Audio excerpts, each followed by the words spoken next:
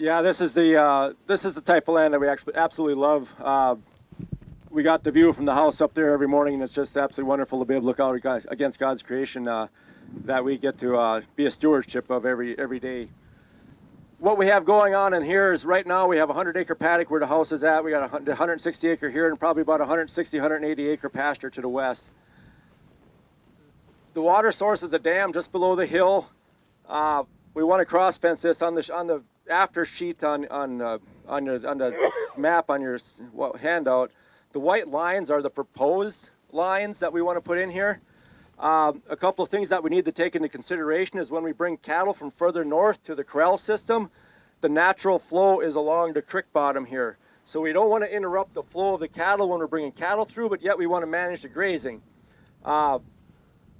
We were talking out here on Tuesday a little bit. The stock dam is spring fed, and we were going to use that as the water point. Well, now after Tuesday, it's like, well, maybe we need to pump water out of the dam into a tank because it's fresh water and keep them out of the mud. So we are totally open to all options on this land, and we're hoping for wonderful insight from these three gentlemen. And we had some on Tuesday, and we hope to get some more today. But that's what our plan is here. And on the south end of the paddocks system, we want to put a little smaller paddocks in because we need a place to keep our bulls until August 10th. So we got 15 head, maybe a few colt cows in there, 15 to 20 head that we got to keep somewhere. We don't want to throw them in a 40 to 60 acre paddock. So we're looking for some smaller paddocks on the south end, closer to the corral system. But it's all stuff that we're trying to take into consideration for this year.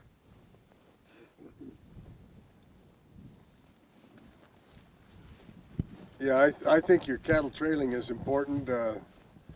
If your cattle are trailing straight to the corrals, it would appear to me that you could not worry about crossing 2 or 3 paddocks as you go.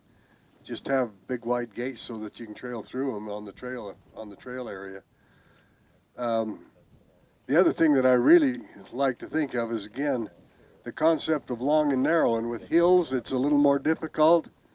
Fences don't have to be exactly parallel. The quarter mile that Jim talked about this morning makes a lot of sense, because if you can keep fence to fence a quarter mile or less on the high tensile fencing, it is so much easier to do your temporary fencing with the quarter mile reels. Those half mile reels are buggers to handle. I mean, you can handle them, but if you want to do it nice and easy and be able to do it from your four-wheeler, your side-by-side, or even a foot, the quarter mile is so much easier to work with. And so that's one of the things I would certainly recommend, is that, you know, give a lot of thought to paddock layout. And also bull paddocks, you can do those with temporary as well, I think. You know, and then you can paddock the bulls one place one year and another place another year if you want to. And I always like some marketing paddocks. I've got some animals and I've sorted them, but I know I want to sell them, but now's not the time to sell them. But it's a convenient time to get them sorted off. Maybe I'm at the corral and I'm working, and then I want to go someplace with those market animals to hold them. And it might be a hodgepodge of market animals. There might be several types in there. But if I can make marketing paddocks for animals that are approaching sale time, I'm not going to leave them there a long time because it's another herd to tend. But oftentimes I have a time that's convenient to sort them off, but it's not yet a good time to be selling. And maybe I can add condition, maybe I'm waiting for a market timing that's better. But I like the concept of some market paddocks. But as he's dreaming about this, if he's going to cross paddocks with the herd, big gates that the herd can move through with ease and just keep right on going, and long narrow. I'm going to share with you all a little bit. It's kind of been a big breakthrough on our farms, the way we get back in our rotation. We used to have permanent high tensile wire lanes on every farm. So when we got to the end of the farm, we just kick them in the lane, run the whole herd back to the front, and we could start our rotation over, or we could go to the next farm. And it bothered me. Those permanent lanes were actually cutting some of my paddock off on every paddock through my farm. And folks, a lane's not a paddock. it doesn't get the same grazing distribution of a paddock. And so that, I think ours were like 30 feet wide, and they went the full length of the farm. So I took all my lanes out, every single one of them. And we are now skipping paddocks as we graze through our farms. And so we come into a paddock, if there's 4 there, we'll graze 2 of them. And we go on, move them on down the farm and get 2 of those at the next water point. And so when we get to the far end of the farm, we don't have a cattle drive clear back to the corral. We graze back to the corral. When you're calving, you've got a bunch of baby calves out there, and you've got to go from here to that butte yonder with a bunch of baby. That's going to be a wreck. But if you're only grazing, let's say here to the next gates up there to your next paddock, that's nothing for a baby calf. So you can graze that paddock, you skip over and get this one, and then now you've got 2 more you skipped on the way through, and they're up here.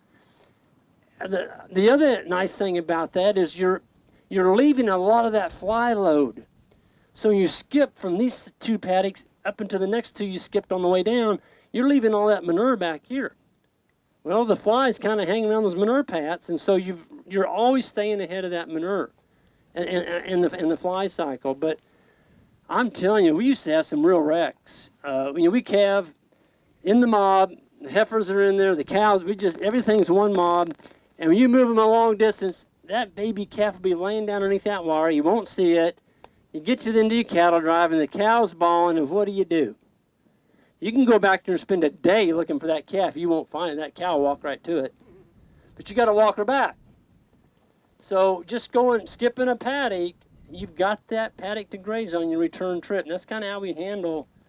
And if we got to go through a farm, we'll just put a lane in. Just get you a lane. 1 wire, find you a fixed wire like that, and run your lane across it. And it doesn't even have to be hot. Those cattle will get trained to hot wire. It doesn't have to be hot for a lane. If you're going to lock them down, yeah, it needs to have some juice in it. But just for movable lanes, we use gravel roads. That would be one of my travel lanes out there. We put the cattle in the road and we go. If a farmer's got some crop there, we got to put a poly wire down to keep them out of the crop. It's not hot, but the cattle think it is. So that's kind of what we've been doing. I want to think a little more about that feed availability, because we got a chance to walk up from the rigs to here, and hopefully you were all looking at the grass. And hopefully after our conversation about estimating feed supply, some of you were looking and thinking, well, how many AUDs per acre is this? Did anybody do that walking up here? How many AUDs per acre? What kind of an estimate did you have? 20. I got a 20. Did anybody else look at it and think about it coming up? 21.5. 21.5. Anybody else? 21.6. This isn't an auction. This isn't an auction. That's not how we play this game. So look at the grass in here amongst us. Look out behind you. And what do you think is here? Anybody feel free to shout out a number. It shouldn't be so high because this is so much June grass. It shouldn't be high because there's so much June grass. It should be less. Kentucky. Well, I can't see the coolies though. Okay, well, I'm not looking at the coolies. I'm kind of between the trucks and here and just looking at the edge of the hill. And you always have to look at it in the context of what's growing there and what are they going to eat. Anybody want to hazard a number? All right, Lance, what did you say historically you've taken off of this field? 25 to 30 Once over? once over. 25 to 30 once over. How long's your grazing period? Varies. 3 weeks, 2 to 3 weeks. 2 to 3 weeks. Huh. And he's taken off 25 to 30. That's a little, so he has, I mean, we have a record of what he has done. And this is about as good as it gets? Yep. Okay. So he's taken 25 to 30 off of here.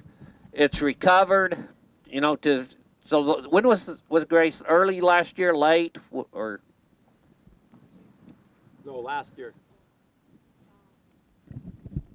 Summer. So you grazed it sometime in the summer. And then I understand you had bulls out here March, April, feeding them hay?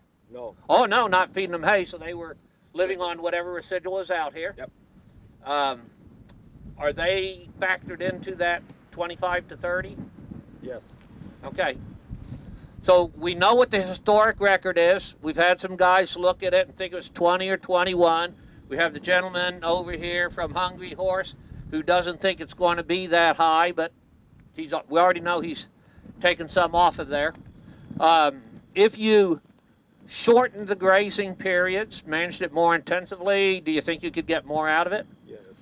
How much more do you think you might get out of it? 35 to 40.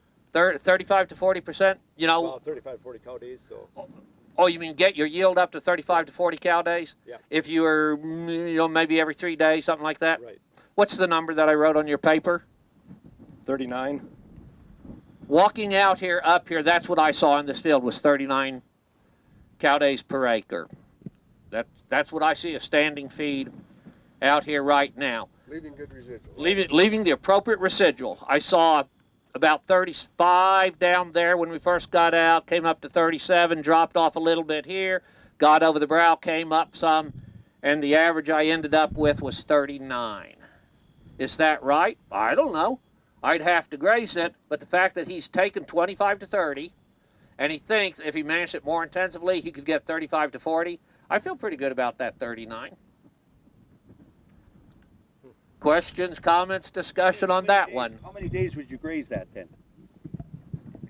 Looking at probably 3-day moves if a guy managed it properly. With that rate?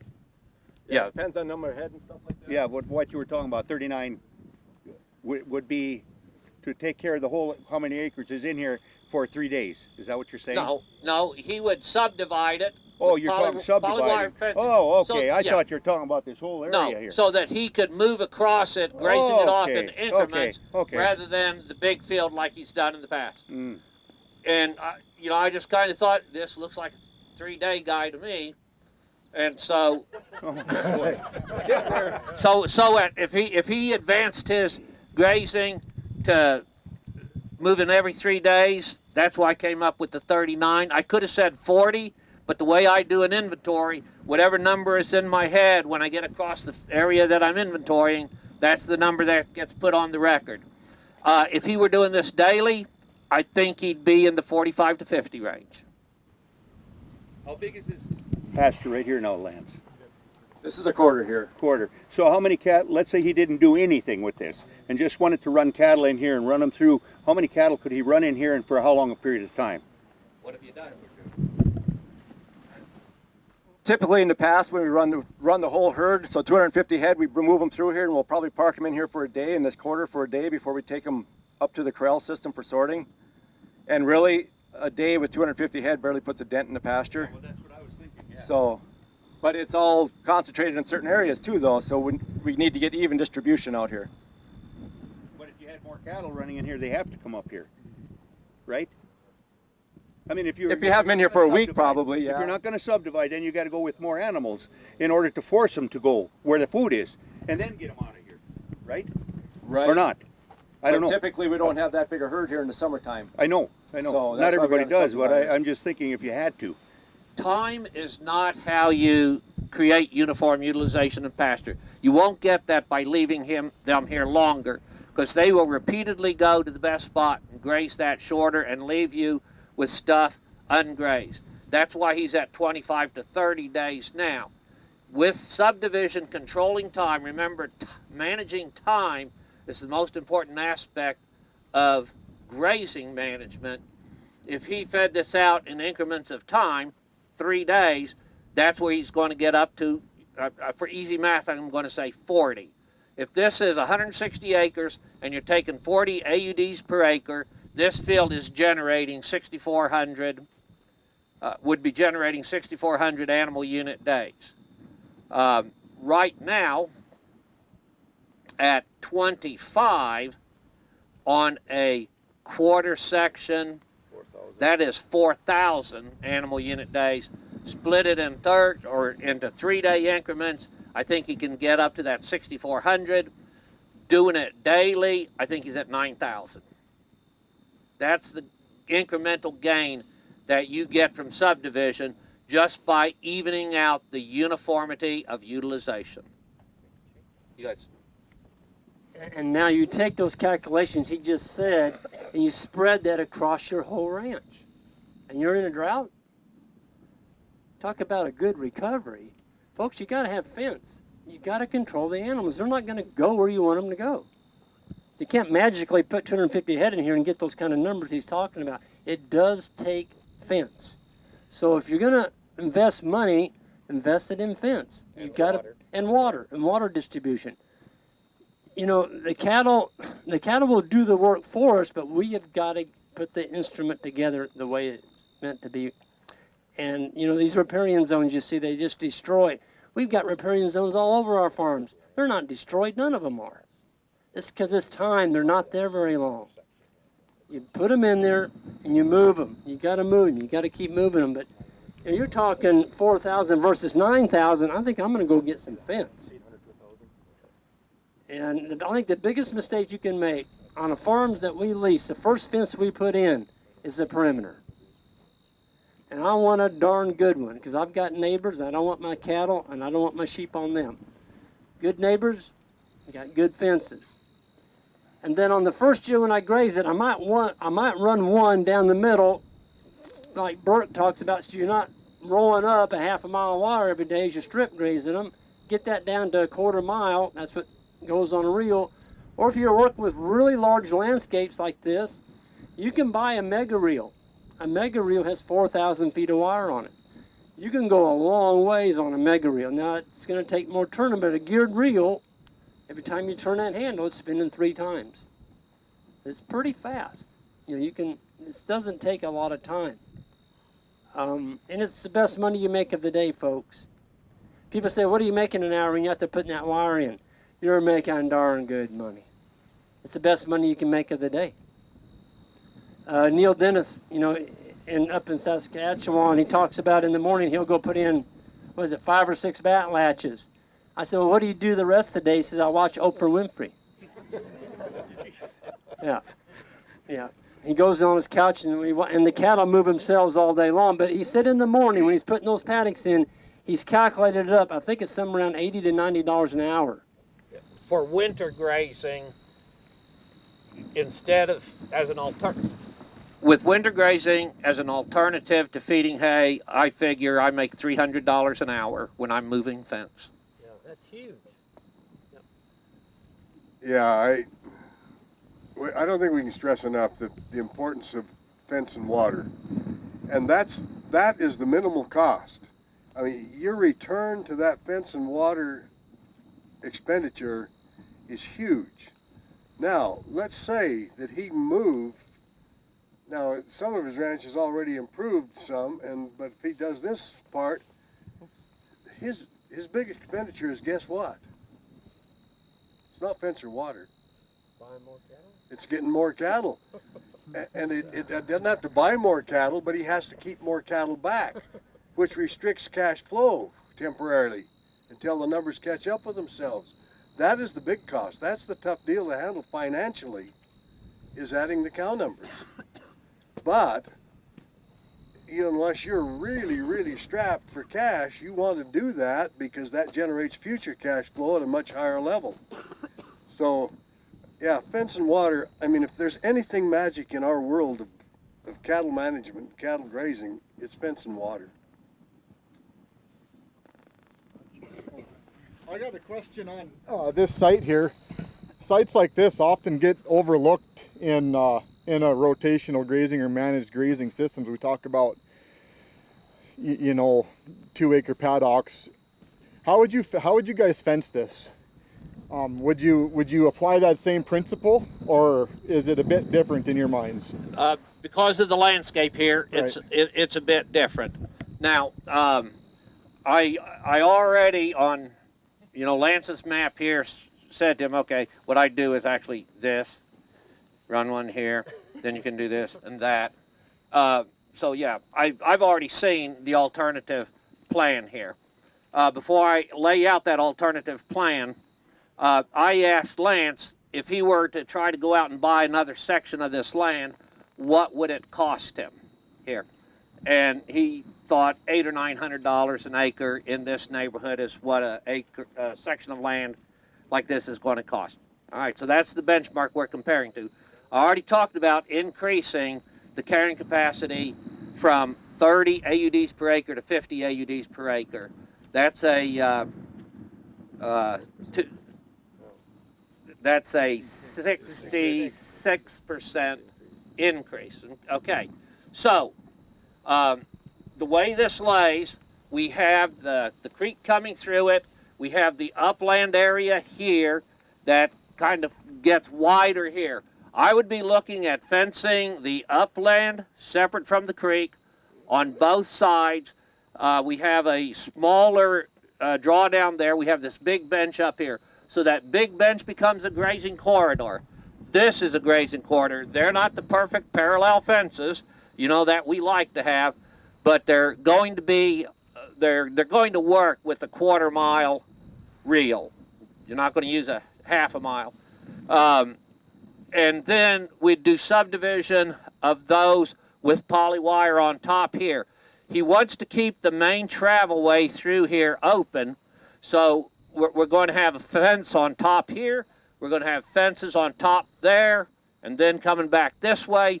I would probably put 2 more permanent, and when I say permanent, I'm talking 2-wire electrified high tensile fences down through the creek, just so it's broken into segments. I haven't been down in there. I don't know how woolly the brush is going to get, so I don't know how much polywire I want to run through there. But I'm going to at least put those splits in it. As Burke said, fairly wide gates in there, so you can easily move the herd up through here. I've done a lot of these projects. I'm going to project that, and then we're going to bring water up here also. Rather than going down to the dugout, for water, or the pond, whatever you call it in this particular state. In Texas, they're tanks. In Missouri, they're ponds. In South Dakota, I know they're dugouts. Some places, they're reservoirs. But that pool of water, we're going to pump water out of there, get water up higher on the landscape, all these different directions. I'm going to project the cost at approximately $175 an acre to put in the fence and water. So, oh, that's quite a bit of money. 66% increase in carrying capacity. So let's take that $175, increase it by $87.50. We're now at $262 or something. You've bought another acre of land for $262 an acre rather than $800 to $900. You're not paying any additional property taxes. You don't have closing costs. As we all three of us have said it, sometime in these 2 days, that is the cheapest ranch you're ever going to buy. Is that investment in fence and water that allows you to go from 30 AUDs per acre to 50 AUDs per acre. And Jim, it gets better each year. And it gets better each year. It gets better each year. If you're doing a good job grazing, it's just going to get better. You're going to have to buy more cattle. Or custom graze. Other comments on that? Question, comments? Suggestions? And I told Lance, email me the Google Earth file and I'll draw it out, you know, what I would do here. And so he's going to get that benefit, and maybe at the next one of these, he can share the new plan. And, you know, if I was in Lance's shoes, I had 5 kids. My God, what better investment. I mean, their future, they're going to be able to have a place to come back here possibly, and they can make a living on this land as well. And we always talk about leaving it better for our kids. Boy, this couple will be doing it. I mean, you're investing in these kids' future. It's not just an investment in cattle. It's an investment in your future. They don't Your think family. so while they're building the fences. Well, you just keep reminding them, this is your all's future. This, by the way, I'm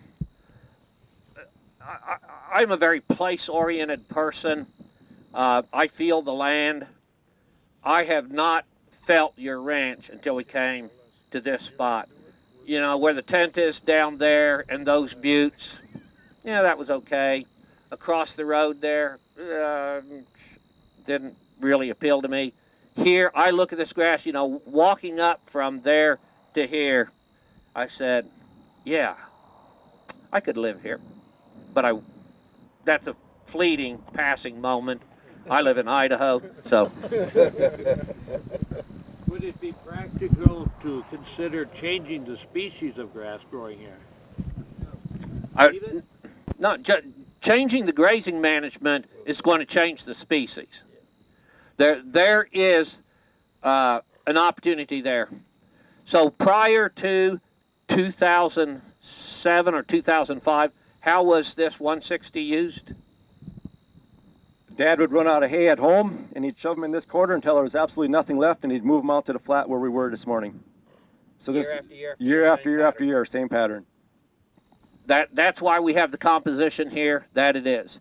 Change the grazing, put some animal impact on it, utilize this bluegrass, June grass, whatever you're going to call it here, and there will be other species come in the recovery that follows. So no, I wouldn't change a thing other than the grazing.